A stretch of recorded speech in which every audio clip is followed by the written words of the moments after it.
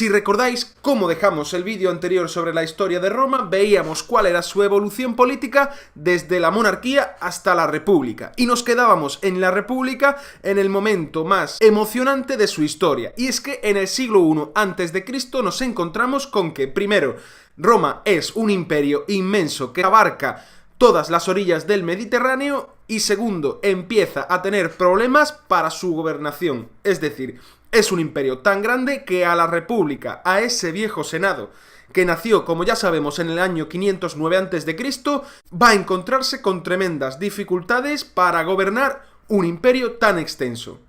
Es en este momento cuando aparecen personajes como Mario, Sila, Pompeyo y el último, Julio César, un personaje fascinante de la historia que no te dejará indiferente.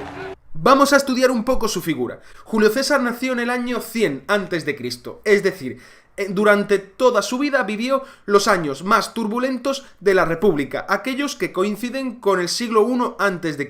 Desde muy joven comenzó una meteórica carrera política que le llevó a convertirse primero en pretor en Hispania y luego en cónsul, lo que le puso al mando de varias legiones romanas. Ahí se descubrió realmente el gran talento de Julio César, la guerra. Fue enviado a la Galia y en estas tierras pobladas de feroces galos conquistó un grandísimo territorio enfrentándose a estas tribus. Es célebre, por ejemplo, la batalla de Alesia en el año 52 a.C., aquella en la que pudo hacer preso al líder de los galos que aún se le resistían, Vercingetorix. Ante vosotros, Vercingetorix, hijo de Celtil, jefe de la tribu de Auvernia, comandante de la fortaleza rebelde de Alesia. Alcanzó tanto poder militar que ello hizo tambalear los cimientos de la república, pues los senadores comenzaron a temer por sus aspiraciones de un gobierno totalitario. Este enfrentamiento con el Senado hizo que Julio César tomase una decisión radical en la historia de la antigua Roma, dejar la Galia y volver a Roma con sus legiones. Es célebre el momento en el que Julio César cruza el Rubicón, un pequeño riachuelo camino de Roma, en el que según la tradición dijo estas célebres palabras: Alea jacta es. Es decir, la suerte está echada. ¿Por qué? Porque ya no había vuelta atrás. Voy a ir a Roma. Voy a cruzar el Rubicón. ¡A Roma! La suerte está echada. En este momento comienza la guerra civil romana. El gran enemigo de Julio César, Pompeyo, huyó a Hispania, a donde tenía sus legiones. Esta guerra civil tuvo varios escenarios, por ejemplo, Egipto, en donde Julio César mantuvo un breve romance con la faraona Cleopatra, que ya hemos estudiado anteriormente. Una guerra civil que terminará cuando Pompeyo será asesinado por sus propios partidarios, haciendo de Julio César el vencedor de esta cruenta guerra civil. Después de la victoria en las guerras civiles contra Pompeyo, en el año 46, Julio César vuelve a Roma como el gran vencedor y se convierte en dictador perpetuo. Julio César tendrá apenas 2 años para llevar a cabo un intenso programa de reformas. Entre estas medidas estará la de, por ejemplo, ayudar a la plebe en estos conflictos que tuvieron contra los patricios.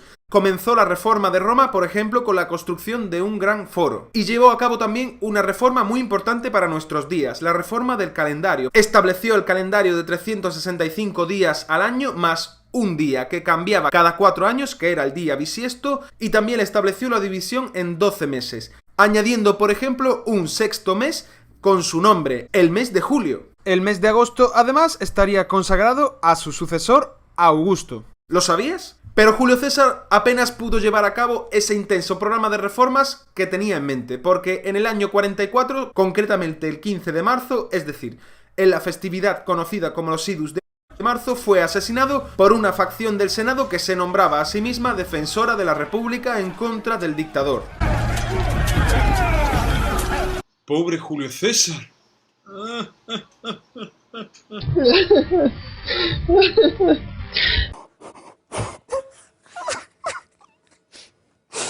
Esta facción estaba liderada por un ahijado de Julio César, Bruto, el cual creía que asesinando al tirano acabaría con la tiranía. Pero no fue así, porque el hijo adoptivo de Julio César, Octavio, se convirtió en el líder de los partidarios de Julio César y dio comienzo con ello otra cruenta guerra civil.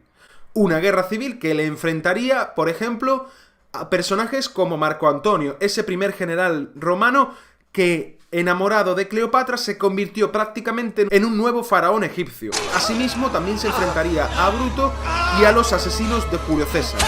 Estas guerras civiles, que terminarían en el año 31 a.C., significaron el final de la República definitivamente. Octavio además se convertiría en el líder principal de este nuevo régimen que estaba naciendo, es decir, en el emperador, debido a que fue aglutinando una serie de poderes que hasta entonces ningún hombre había tenido en Roma. Por ejemplo, se convirtió en el jefe supremo del ejército, cuyo título Imperator es precisamente el que da nombre al título de emperador. Asimismo, se convirtió en el juez supremo del imperio. Elaboraba leyes y dirigía al Senado. Y también controlaba la vida religiosa como máximo pontífice. Es decir, se convirtió en un gobernador absolutista del Imperio Romano.